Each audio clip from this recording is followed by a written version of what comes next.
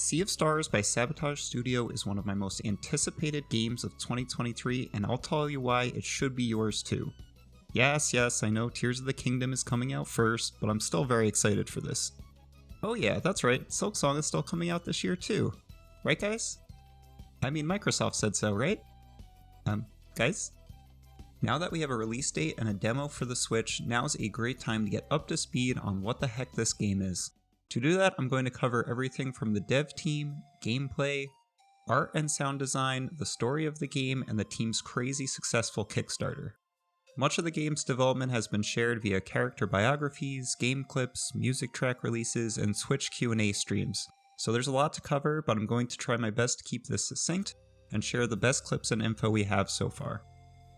By the way, this game is heavily inspired by one of the greatest JRPGs of all time, Chrono Trigger, and even has some Super Mario RPG influence, but we'll get to that in much greater detail in a minute.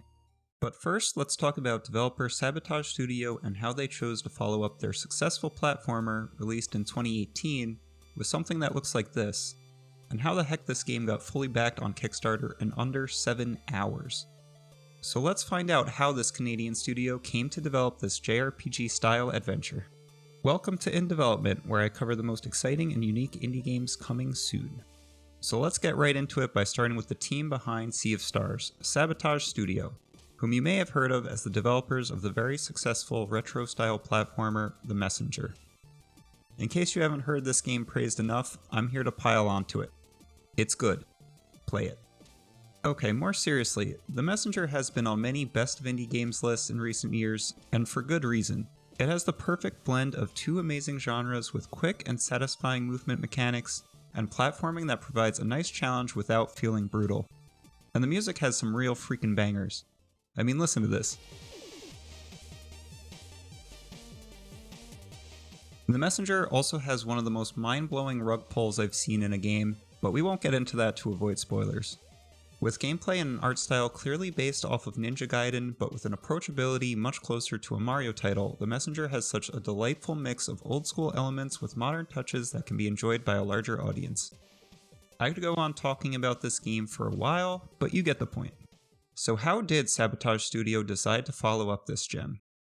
By tackling a completely different beloved genre, of course, a turn-based RPG inspired heavily by Chrono Trigger. It is only fitting that the game I'm most excited for this year has listed its main inspiration being none other than Chrono Trigger, one of my favorite gaming experiences of all time. A sentiment I'm sure many would agree with, and being that The Messenger has been so well received for how well it's tackled a retro inspiration, that's a big reason you should be excited for Sea of Stars. But what a wild choice to make for the follow-up to your successful Ninja Gaiden-like platformer. I mean, you really don't see this sort of thing outside of the SteamWorld series and recently with Yacht Club's adventures into spin-offs with Shovel Knight. But let's get back to Sea of Stars, and I think we need to go straight to talking about the gameplay before we get into anything else, as there are some really exciting mechanics to talk about here. As with any RPG, there will be a large world to travel with varied environments, NPCs to interact with, monsters to fight, abilities to learn, and you bet there's going to be some juicy lore. Traversal was a major focal point for this game, as Sabotage Studio wanted to take what they learned from the platforming elements of The Messenger to really make it feel good to travel around the world. The goal is to give players a strong sense of freedom as you traverse through land and sea and discover alternate paths with potential secrets to be uncovered. The devs want players to feel like they can reach just about any point on the screen that feels like it should be traversable, and they have used the tagline, "Unshackled Traversal," to describe it. And you can see a hint of this in the demo. There's just a ton of verticality in this area which prevents the game from feeling flat and dull. Now let's get into combat, because I've gotten a good taste of it from the demo, and this just might be one of the most engaging turn-based systems I've played. Taking another page from Chrono Trigger, and with the purpose of making the game more immersive, there will be no random encounters. Every enemy will be clearly on screen, and the battles will take place exactly where you stand in the world. No surprises, and no drastic scene changes.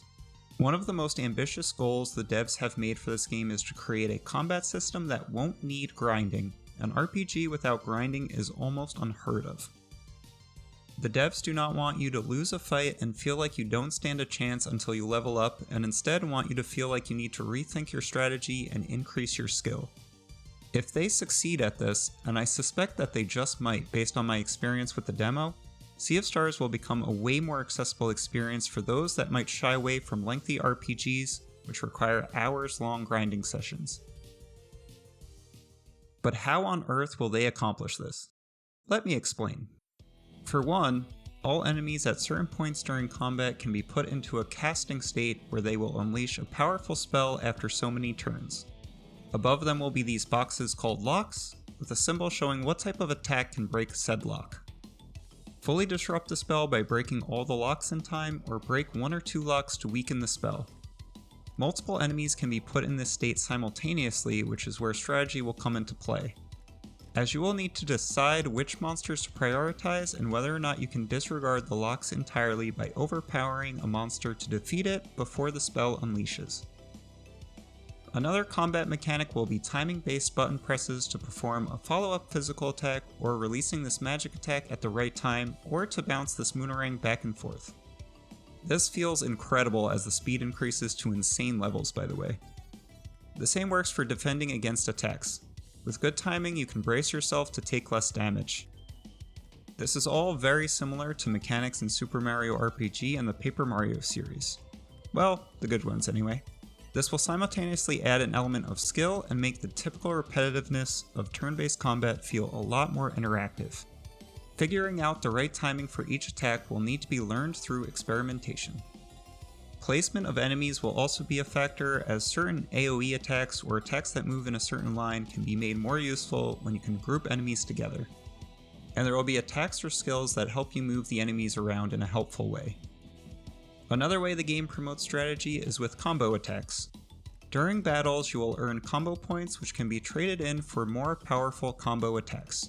These are in their own pool separate from magic, so feel free to use them as needed or build up for more powerful combo attacks. It'll go back down to 0 after a battle, so you're encouraged to use your combo points since you can't hoard them for later. That's smart game design. By the way, I feel like I said combo too much there. Are you guys feeling that too? There's even a boost mechanic. Perform regular attacks to release these orbs, which can be absorbed later to increase the effect of any attack or spell. Now we get a chance to experience all of this in the demo, where we get a lot of time in combat to test things out, and I gotta say, it is really engaging. At no point did I feel like I was on autopilot just going through the motions like what most basic encounters become in a turn-based RPG. It was really good. Outside of combat, you can set up a campsite to cook different varieties of food, which acts as the game's potions crafting system, allowing you to use food in battles to restore HP or MP. There's materials you can collect while out in the world or buy from a shop, and more recipes will be discovered during your journey. At camp, you'll also get a chance to have Teeks here read stories from her grimoire. These seem to not only contain some lore, but also hint at potential side quests or activities to take part in. At least that was the impression I got from this one story available in the demo. More of these stories become available as you bring her artifacts you can find along your adventure. Another interesting aspect of the game will be its fully dynamic lighting system. Besides being there to look pretty, it will also feed directly into the gameplay. Certain enemies may only appear at night, and certain puzzles may rely on a shadow cast at a particular time of day. The devs have already stated you will eventually get the power to control light or the time of day, and this pairs pretty nicely with Chrono Trigger's clever use of time for some puzzles and side quests. There's even going to be a tabletop game you can play in-game called Wheels, which, well, the only real reference to it is on the game's website, so there's no info I'm aware of on this just yet. And no game is complete without some sweet, sweet fishing. There's a fishing spot in the demo, and it was actually really fun. It's engaging, it's fast-paced, and it's practical as fish can be used as resources to cook meals. Now, as far as the art goes, we've seen a lot of art already, with character designs and animations, some of the world being traversed, and the combat, and I probably don't have to tell you how good this looks, so I won't overdo it here, but there's a few notable things worth pointing out. The world map itself has a design that's very reminiscent of Chrono Trigger. And similar to how the Epic could take to the air to travel the world, Sea of Stars will have a ship allowing the party to reach far-off islands. The dynamic lighting we discussed earlier is also noteworthy. On the game's official website, they have this wheel you can spin to showcase how this image looks in-game at various points in time. This isn't a simple sun during the day and moon at night kind of deal, but 100% rendered in real time, along with a weather system that can affect the look even further. The details of this is jaw-dropping and I cannot wait to experience it fully. Character animations, especially attacks, look very distinct and sharp. Everything looks alive, even the town seems to be really lived in and feel very unique. I especially like this game's idea of a fast travel system.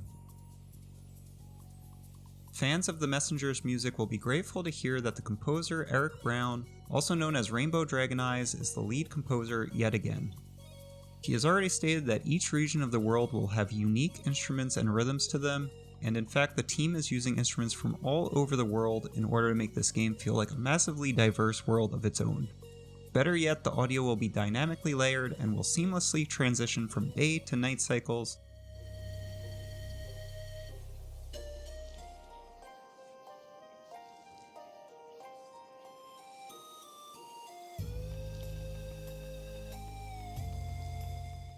Indoor to outdoor, adjust to changes in weather, and transition into battle. The music shared with us so far is really freaking good, and I'm already expecting it will top The Messenger's soundtrack. And if that doesn't excite you, then maybe this will. Yasunori Mitsuda, the composer of Chrono Trigger, has joined the team to work on a few tracks. Seriously, I don't know how Sabotage pulled this off. It's insane. He has even shared some bits of the tracks he's worked on so far, along with video updates where he has stated how he was a fan of The Messenger and shared his excitement to be working with the team. He has noted that he's been exchanging ideas with Eric, so the tracks he composes will fit in closely to form a unified sound throughout the soundtrack. You gotta be pumped for that. Since this is an RPG, the game's story will be an important piece of the experience. And believe it or not, this game is considered a prequel to The Messenger. Although it's set in a different time and with different characters, the devs promise that some familiar faces will make an appearance, origin stories will be revealed, and there will be hints of an even greater story to this universe they are creating. And it will even continue in future titles. In a recent dev Q&A stream, it was noted that Sea of Stars will be the second arc of what is considered to be a 5-arc story. It will be very interesting to see how they connect the dots between these two games. Although this will be a prequel, the dev team has noted that the game's overarching story will still be self-contained, so it isn't required to play The Messenger, but if you've been listening so far, you know you probably should play it anyway, right? So let's get into what the story is for this adventure, and I'm going to paraphrase a bit because I don't want to make this too long. Sea of Stars will tell the tale of an endless war between two immortal alchemists, one who is hellbent on destroying the world with its monsters, another trying to stop him by guiding warriors of the solstice to destroy them by using the monster's only weakness, solar, lunar, and eclipse magic. Eventually, the benevolent alchemist discovers a way of viewing alternate universes only to find this war taking place in all of them. Yes, everyone needs a multiverse now. He now spends his days scouring through the different universes hoping to find one timeline which can put an end to this destruction. The story takes place in one such universe. Yup, sounds like an RPG, alright. All that is missing now is a fight against a rat in the opening act, and a fight against the god of time and space in the endgame. The story will follow our protagonists, Valir and Zale, the two most recent children of the solstice. They will be accompanied by their friend Garl, a relatively ordinary guy who is a cook and acts as healer for the party. On a personal note, I really love his healing skill where he digs around his backpack and throws you a snack. We know that there will be at least 3 other characters who will join the party eventually, but for now they're still a mystery. If you ever want to dive deeper into the characters, the game's webpage has its own compendium for many of the characters and enemies revealed so far. Now going back in time for a minute, let's talk about how this game was made possible. Released on Kickstarter on March 19th of 2020, the game was fully backed in under 7 hours, which is incredible alone considering the goal of 133,000 Canadian dollars, or roughly 100,000 US dollars. But it did not stop there. Far from it. Sabotage Studio would go on to get enough funding to unlock some exciting stretch goals. A single-player plus mode, a bonus dungeon, in-game cinematics, behind-the-scenes documentary, New Game Plus, an alternate ending, and a DLC to be released with backers receiving the DLC for free. All in all, the team received a whopping 1.6 million Canadian or 1.2 million US dollars, which is over 12 times the original goal. They would go on to win Best Crowdfunding Campaign of 2020 at the Indie Publishing Awards. What's even more wild about all this is Sabotage's treatment of all this support. They didn't use the free DLC stretch goal as a carrot on a stick to receive more funding, they only announced it after that milestone was already reached, returning the love and support right back to their fans. Sabotage was not only able to retain every member of the team who worked on the Messenger for this project, but they more than doubled their team in size. They are now a team of over 20 people, with the entire team working full-time on Sea of Stars. Look at these faces. Game development is serious business. With this level of focus for the full team, it will surely lead to an amazing final product. There will even be an in-game crypt including stones, statues, and monuments to honor backers, with a promise that this crypt will be part of the game's lore and play a role in the overarching story. This is a really neat way for backers to truly have a special place immortalized in the world they helped create. Although originally scheduled for release in 2022, we now know that the game will be released in August 29th of 2023. The game has been announced for PC, Switch, and PS4, PS5, so Sea of Stars will be available to many people. Sorry, not you Xbox. Not yet anyway. In an update provided in December, the team confirmed that the full Sea of Stars experience, that is, the gameplay mechanics, story, etc., is now fully fleshed out and playable as they envisioned it to be. The game is now in its beta testing phase, so they can work through bugs and polish the game until it's ready for release. It's exciting to know that this game is really coming out in August. If only we could say the same for Silksong. While the wait for Sea of Stars gets shorter and shorter, I can't help but wonder what Sabotage Studio has in store for their next game. At this point, it seems anything is possible for this team. Anyone up for a 3D collectathon? We can only hope. Now I want to hear what you are most excited about for this game. If you want to keep up to date on more indie gaming previews and reviews, then subscribe and consider checking out one of these two in development videos. See you next time!